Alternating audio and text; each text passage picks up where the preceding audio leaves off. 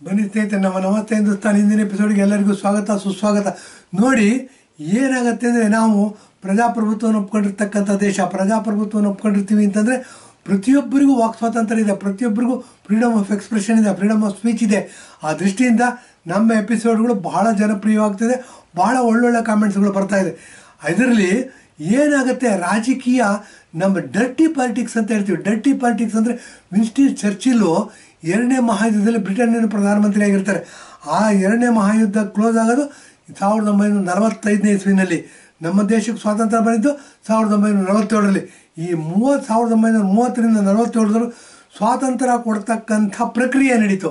ಪ್ರಕ್ರಿಯೆ ನಡೆದಾಗ ಅನೇಕ ದೊಡ್ಡ ದೊಡ್ಡ ಮನುಷ್ಯರು ಅನೇಕ ಥರದ ಅಭಿಪ್ರಾಯಗಳನ್ನ ಹೊರಗಿಟ್ಟರು. ಆಗ ವಿನ್ಸ್ಟನ್ ಚರ್ಚಿಲ್ ಹೇಳ್ತಾರೆ, ಇಂಡಿಯಾ ದೇಶಕ್ಕೆ ತಕ್ಷಣ ಸ್ವಾತಂತ್ರ್ಯ ಕೊಡೋದು ಬೇಡ. ಯಾಕೆ ಅಂದರೆ ಜವಾಹರ್ಲಾಲ್ ನೆಹರು ಮತ್ತು ಅವರ ಬದುಕಿನ ಪದ್ಧತಿನ ಚೆನ್ನಾಗಿ ಅರ್ಥ ಮಾಡ್ಕೊಂಡಿರ್ತಾರೆ ಅವರು. ಹಾಗಾಗಿ ಅವ್ರೇನು ಮಾಡ್ತಾರೆ, ಇಂಡಿಯಾ ದೇಶಕ್ಕೆ ಸ್ವಾತಂತ್ರ್ಯ ಕೊಡೋದು ಬೇಡ, ಸ್ವಾತಂತ್ರ್ಯ ಕೊಟ್ಬಿಟ್ರೆ rogues and rascals will start ruling the country ಅಂತ ಅಂದ್ಬಿಟ್ಟು. ಈಗೇನಾಗಿದೆ ನೋಡಿ, ಯಾರೋ ಜೈಲಿಗೆ ಹೋಗ್ಬರ್ತಾರೆ, ಅವ್ರನ್ನ ಗಣ್ಯಾತಿ ಗಣ್ಯರು ಅಂತ ಹೊಗಳ್ತೀವಿ, ನಾವು ಟಿ ವಿನಲ್ಲಿ ಹೊಗಳ್ತೀವಿ, ಪ್ರೆಸ್ ಮೀಡಿಯಾದಲ್ಲಿ ಹೊಗಳ್ತೀವಿ, ಸೋಷಿಯಲ್ ಮೀಡಿಯಾದಲ್ಲಿ ಹೊಗಳ್ತೀವಿ. ಜೈಲಿಗೆ ಹೋಗಿ ಬಂದಿರ್ತಾರೆ ಅಂಥವ್ರು ಹೊಗಳ್ತೀವಿ. ಮತ್ತು ಸಿನಿಮಾ ನಟರು ಇದೇ ದಾರಿಲಿ ಮುಂದುವರೆದ್ಬಿಟ್ಟಿದ್ದಾರೆ.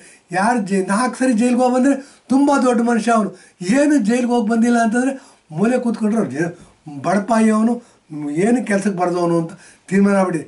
ಈ ಥರ ಮನೋಸ್ಥಿತಿ ಬೆಳೀತಾ ಇದೆ ಅಂತಂದರೆ ಚರ್ಚಿಲ್ ಹೇಳಿರ್ತಕ್ಕಂಥ ಮಾತು ಎಷ್ಟು ಸತ್ಯವಾಗಿದೆ. ಇದನ್ನು ನಾವ್ಯಾರು ಅರ್ಥ ಮಾಡ್ಕೊಳ್ಳೋ ಪ್ರಯತ್ನನೇ ಮಾಡಿಲ್ಲ. ಹೀಗೆ ಅರ್ಥ ಮಾಡ್ಕೊಂಡು ಹೋಗ್ಬೇಕು ಅಂತಂದರೆ ಬನ್ನಿ, ಹಿಟ್ಲರ್ ಅನ್ನೋ ಒಂದು ವ್ಯಕ್ತಿತ್ವ ಬರುತ್ತೆ. ಹಿಟ್ಲರ್ ಒಳ್ಳೆಯವನೋ ಕೆಟ್ಟವನೋ ಆ ವಿಷಯದ ಬಗ್ಗೆ ಚರ್ಚೆ ಮಾಡೋದು ಬೇಡ.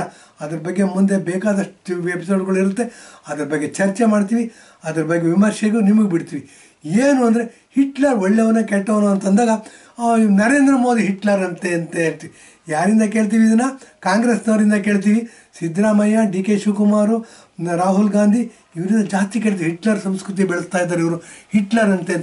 ಬನ್ನಿ, ನಿಜವಾದ ಹಿಟ್ಲರ್ ಯಾವುದು ಅನ್ನೋದನ್ನು ಒಂದು ಉದಾಹರಣೆ ಕೊಟ್ಬಿಟ್ಟು ಹೇಳ್ತೀನಿ ನೋಡಿ. ಮಾಸ್ಟರ್ ಹಿರಣ್ಣಯ್ಯ ಅಂತ ಒಬ್ಬರು ಈ ಬೆಂಗಳೂರಿನಲ್ಲಿ ಇದ್ದಾರೆ. ಅವರು ಹಿರಣ್ಣಯ್ಯನ ಮಗ. ಹಿರಣ್ಣಯ್ಯ ಫೇಮಸ್ ಡ್ರಾಮಾ ಮಾಡೋರು.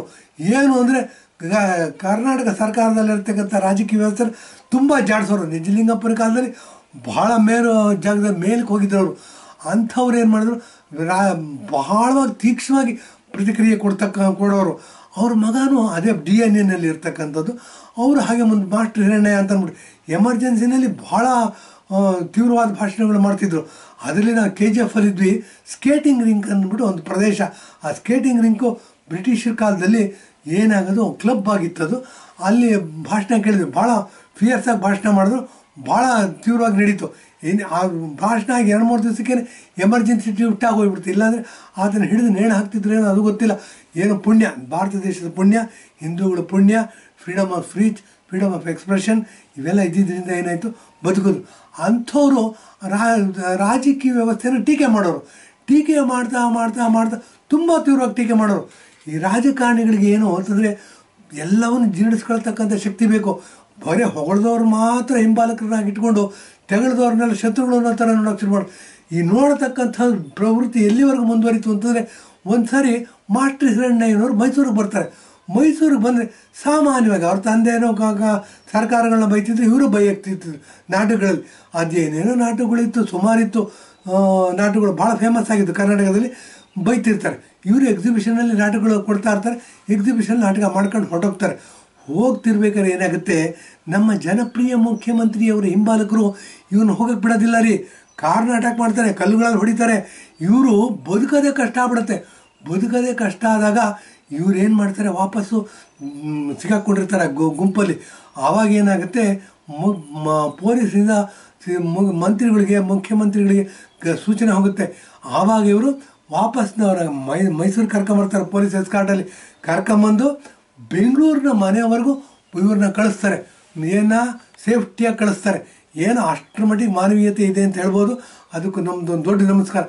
ರಾಜಕೀಯ ವ್ಯಕ್ತಿಗಳು ಇಷ್ಟು ಅಪ್ರಬುದ್ಧರಾದರೆ, ಇಷ್ಟು ತಾಳ್ಮೆ ಕಳ್ಕೊಂಡ್ರೆ ಇವ್ರಿಗೆ ಮುಖ್ಯಮಂತ್ರಿ ಆಗ್ತಕ್ಕಂಥ ಯೋಗ್ಯತೆನೇ ಇಲ್ಲ ಅಂತ ಹೇಳಬೇಕಾಗತ್ತೆ. ಏನು ಅಂತಂದರೆ ಭಾಳ ತಾಳ್ಮೆ ಇರಬೇಕು. Freedom of speech, freedom of expression Ambedkar ಅವ್ರು ಕೊಟ್ಟಿರ್ತಕ್ಕಂಥ ಆಸ್ತಿ ನಮಗೆ. ನಮ್ಮ ದೇಶ ಏನಾದರೂ ಪ್ರಬುದ್ಧವಾಗಿ ಬೆಳೀತಾ ಇದೆ ಅಂತಂದರೆ ರಾಜಕಾರಣವನ್ನೇ ಬೈಬೇಕು.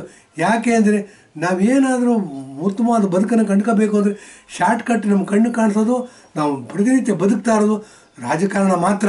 ಆ ದೃಷ್ಟಿಯಿಂದ ನಾವು ಏನಾಗುತ್ತೆ, ಯಾರು ಈ ಪೊಲೀಸ್ ಎಸ್ಕಾರ್ಟಲ್ಲಿ ಮಾಸ್ಟರ್ ಹಿರಣ್ಯನವ್ರನ್ನ ಇದಕ್ಕೆ ಬೆಂಗಳೂರಿಗೆ ಪೊಲೀಸ್ ಎಸ್ಕಾರ್ಟಲ್ಲಿ ಸೇಫ್ಟಿಯಾಗಿ ಕಳಿಸ್ಕೊಟ್ರು, ಅವರಿಗೆ ಅಪ್ರಬುದ್ಧರು, ಅವರಿಗೆ ನಾಗರಿಕತೆ ಇಲ್ಲ, ಅವ್ರು ಇನ್ನೂ ಮೆಚ್ಯೂರ್ ಆಗಬೇಕು, ಅವ್ರು ಮುಖ್ಯಮಂತ್ರಿ ಆಗೋಕ್ಕೆ